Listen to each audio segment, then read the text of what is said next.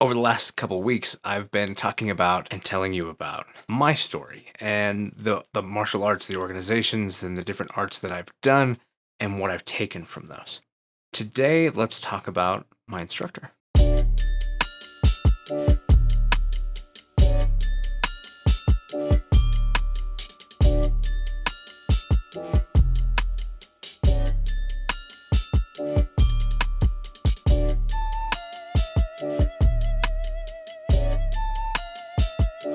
Hey, what's up? I'm Ken. This is kenfuTV, and each week I release videos on the martial arts, philosophy, technique, training, that sort of thing. If that's the kind of thing you're into, I hope you stick around, subscribe, do all that kind of stuff. And if this video has value for you, I hope that you hit that like and comment below and do all of that stuff. That helps YouTube decide to share what I'm doing with other people. If you want to share it, please do. So we've been talking about my history, playlist right here of all the videos going through the individual arts that I've trained. The main ones, I've gotten the chance to collaborate with a bunch of different arts. Over time, met a lot of really great people through the connections that you make naturally in any dojo. But these were the main ones that had a strong influence in me. But so let's talk today about my instructor. It might seem weird that I kind of haven't really talked about that much yet. The truth is, he's always been kind of private. He was private the day that I met him. If it hadn't had come up, I met him through work. If that had not happened, I don't know that I ever would have started training or even known that he did this stuff. My boss mentioned that he did martial arts. I don't remember how we got on the topic of martial arts at work that day, but he mentioned that this particular gentleman did martial arts and that he'd been to Okinawa, been to Japan, done some training and stuff like that. So I had a chance to talk to him while we were doing a project one day, and he said, come by the dojo, and I've been there ever since. In fact, now I run that dojo and continue to teach what he taught me to everybody who's willing. But because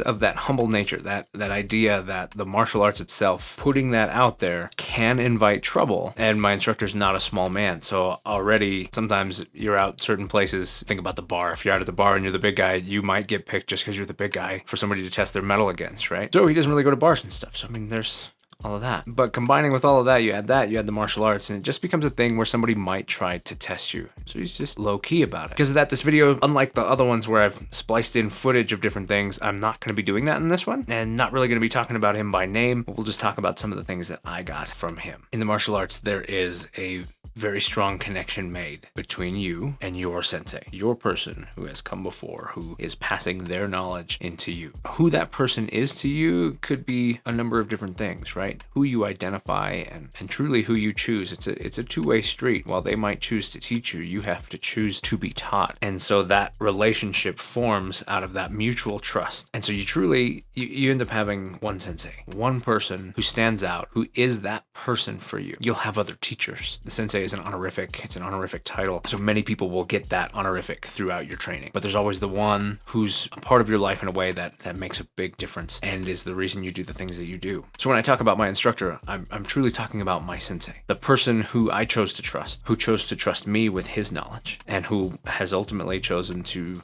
allow me to continue passing his knowledge to other people, which is a huge honor. Over time, my sensei taught me many things, as often is done in a dojo, starting with things like etiquette. And etiquette is developed both through understanding and communication with your instructor, but also paying attention to how your instructor has trained the people around you, your senior students who set the example. And I learned a lot about that. I learned a lot through him and conversations about the etiquette, both in our school and elsewhere, because there's a lot of different etiquette, a lot of different rules that apply all over the place, and you're not likely to do all of them. Your school will have some, there'll be places that you visit that will have others, and there will be places that you never visit or never train at that yet do it differently still. So he shared that with me. He shared some of his travels, some of his experiences, and how some of that etiquette worked, which was very enlightening on how this process goes, how the martial arts is passed from teacher to student. The etiquette plays a big role in how that knowledge gets carried on to another person. He taught me to be confident, to take whatever I knew, even if it was this much, and to be so confident in that the people around you thought you were more confident about everything, that your confidence was based off of who you are and how you held yourself, even when you were shaking on the inside because whatever you were doing was stressful or nerve-wracking or you were anxious. I learned how to be able to stand in front of somebody and to be confident and not to fake it, right? I mean, we've even talked about that. We've talked about the idea of just fake it till you make it. Fake it until it's there. And that's out there and that's real. But instead, what I learned from him was how to have confidence based on things you can be be confident in. That might be confidence in very specific knowledge that you have, very specific skills that you have, very specific things about the situation, about the people around you. Maybe sometimes trusting the people around you gives you enough confidence even when you know that you don't have everything. If you can trust the people around you to fill in those gaps, then you can be confident that you're still the right person to be doing this thing. To be confident that the skill that I have is proof enough that I have the ability to develop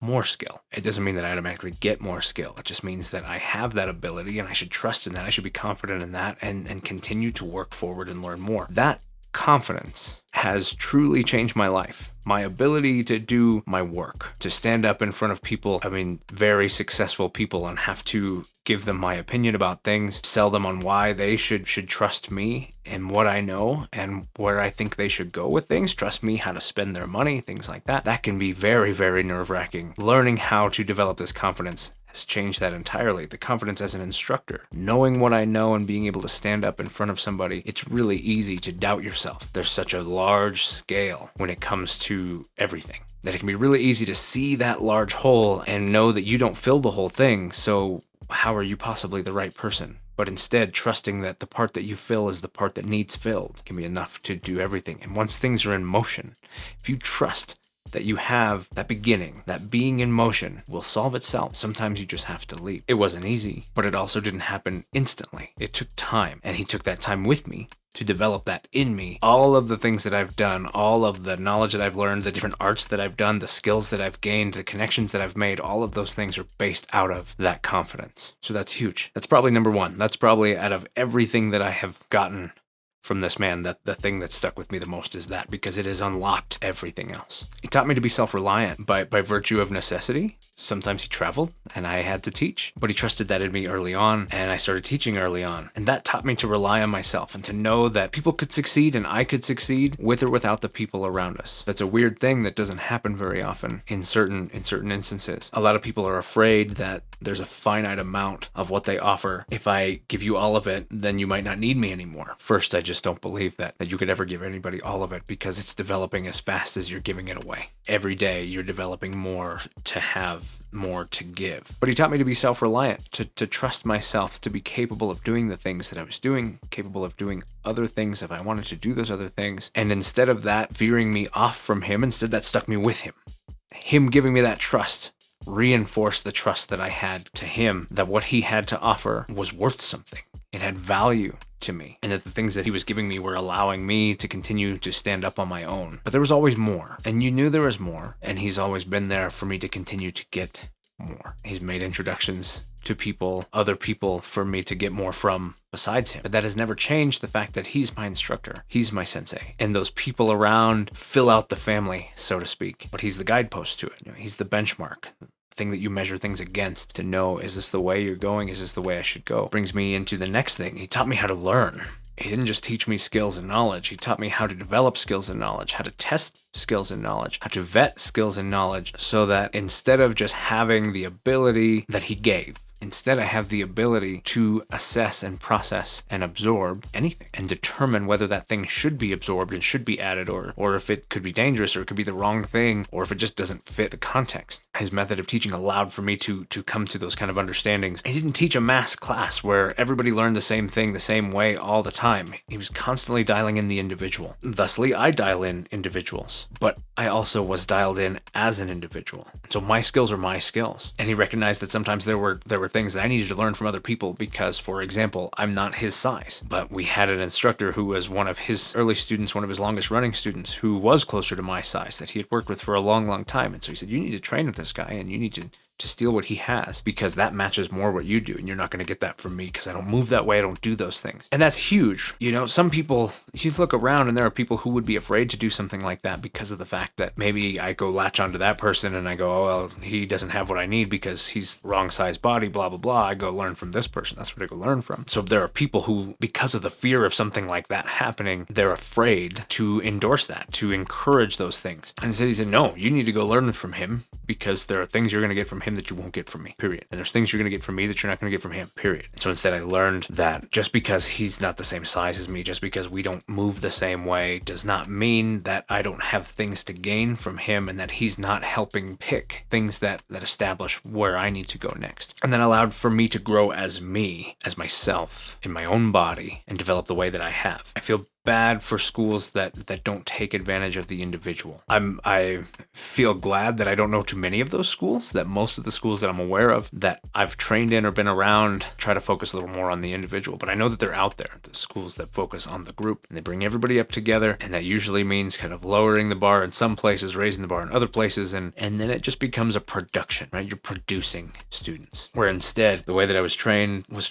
and tailored to me. I was encouraged to do specific things. I was discouraged from doing specific things. There were times where he'd look at me and say like, hey, yeah, you have done that roundhouse successfully every time you've sparred. You hit somebody with that easily. Not a problem. So stop. You're not allowed to do it anymore. You need to learn something else, because otherwise you're just going to rely on that, and it's going to fail you, because eventually somebody's going to be good at dealing with that. So stop doing it. Gain something else. And I know that was told to me by him, because he was told that by his instructor about a different skill. It'll come to me. I don't remember which skill it was, but he essentially said, stop it. You're not allowed to do that anymore, because it becomes something you're centered around. I'm really good at doing this thing. I can land it every time. And so you stop developing elsewhere. So sometimes he would give me new things to work on. Sometimes he would take away things so that I was forced to work on the stuff I wasn't spending time on. Taught really valuable lessons about balance, and about how the training has to be balanced, and that you can't just focus on all the things that you're really good at and throw away everything else. That's not good training. He also taught me that things change, and that just because at one point we looked at it this way doesn't mean that it will always be that way. It doesn't mean that we'll always feel that way about it, and doesn't mean that we should be locked into keeping it that way. That if we see a good reason that something should change, if we learn something new that takes us beyond what we knew before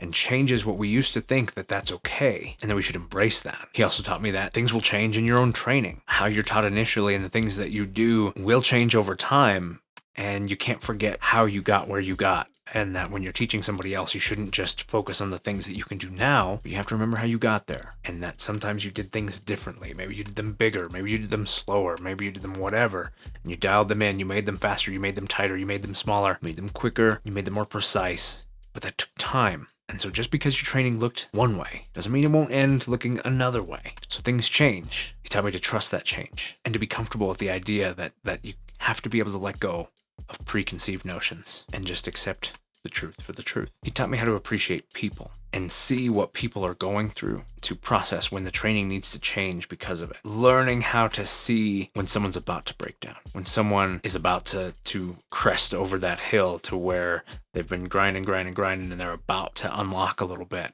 Learning how to see those things in people and be able to address them properly. These are things that he gave me that I continue to use, that truly I believe have helped make me a good teacher. When I'm surrounded by the students that I have, the dojo family that I have, I know that it comes from the fact that those are the skills that I have from him. He also taught me that people come and go, and that you can't let everything linger on a particular person, and you can't lock things down and hope, because people don't stick around. Out of all of the people that walk through the door, very, very few stick around for a short while. Less of them stick around for a long while, and even less of them just stick around. And it's true, the number of people that I know that are still around, gosh, it's hard to think of people who I trained with coming up that are still around, still training, still doing stuff. The number of them is so small. And now I see the same thing in my own students, that you can be tied up and see the potential in somebody. You can see it building towards things, building so strongly, just because that potential exists, just because they're doing so well, and you can give them more, does not mean that they're going to stick around. Does not mean that they won't end up going to school in another state, or take a job somewhere else, or just decide to stop training, or go train somewhere else. They could decide that even though you have so much you want to give to them, that they don't want it. They want something from somebody else. And these things can happen. And he taught me that was a reality. And he made sure that I understood that. Because it's really easy to get hung on that and then hang yourself by it, where the fact that it didn't go that way just crushes you. And it's hard. It's hard when people disappear and stuff like that. But it does happen. And you got to treasure the people who do stick around, and the things that you do give them. And you also have to trust that when they go on, they move on, and they're doing things that are outside of the dojo, maybe they leave, maybe they move, maybe they whatever, that just because you had more to give them doesn't mean that you haven't already given them something, and you haven't already given them something great, and that you haven't already changed their life. My sensei also taught me not everybody's created equal. And while we've already talked a little bit about the idea of training people individually, that there are also people who need pushed harder, who their path is harder. And it's not because they suck. It's not because they deserve it. It's not because of something negative like that, but instead because they're capable, and that to do less for them would be a disservice to them, pushing them and taking them further. And maybe their test is further out than everybody else's. Maybe the stuff that they need to know, the things that they need to go through is more. And it's not a bad thing. It's recognizing the value, the latent potential inside of a person that says this person won't break. They can take more. They can learn more.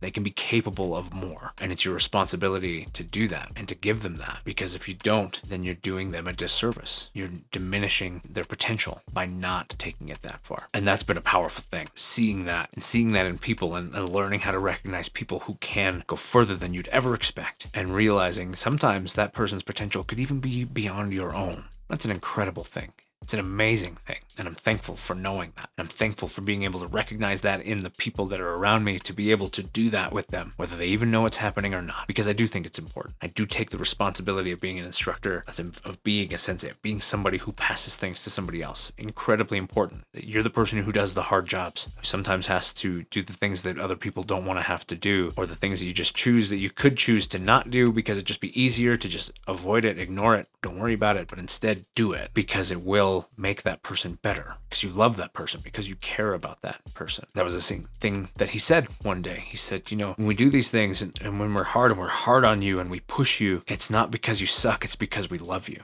and because we want the best for you. And to have somebody that cared that much about the people in the room, to be able to continue to push them even when it sucks as the person doing the pushing, to get that out of them. Well, damn it, I'm thankful for that.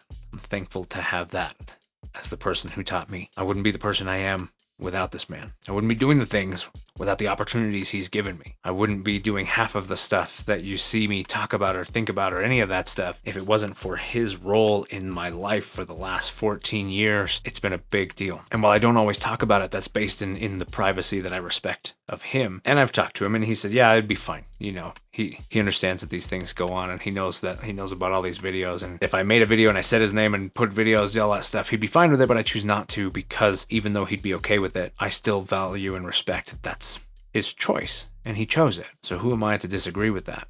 Instead, I'd rather respect it. So when you see who I am, you see who he is. You see the things that he's brought out in me, and I'm thankful. kenfuTV wouldn't be a thing without Kenfu Sensei. Anyway, that's it this week. We'll hit up on something different next week. That's kind of the end of this series. We'll start into some other stuff coming up here soon. If you want to subscribe, you can do that right here. If you want to see some videos like this, in fact, this playlist of these videos right here, and a couple more videos you might like right here. I'm Ken. This is kenfuTV, and I'll catch you in the next one.